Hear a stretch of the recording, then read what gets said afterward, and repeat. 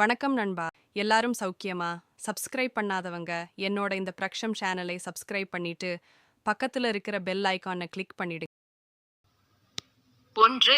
அரிசி வேகும்போது ஒட்டாமல் இருக்க அரிசி சமைக்கும் போது ஒரு மேசைக்கரண்டி எண்ணெய் சேர்த்தால் அரிசி ஒட்டாமல் வெவ்வேறாக இருக்கும். 2.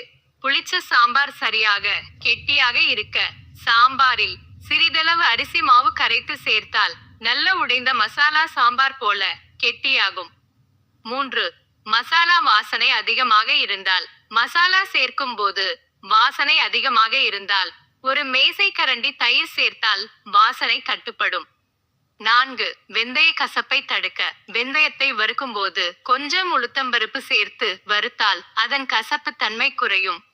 5. பஜ்ஜி மிருதுவாக மொறுமொறுன்னு இருக்க பஜ்ஜி மாவில் சிறிதளவு அரிசி மாவும் சிட்டிகை சோடா உப்பும் சேர்த்தால் மிருதுவாக மொறுமொறுன்னு இருக்கும்.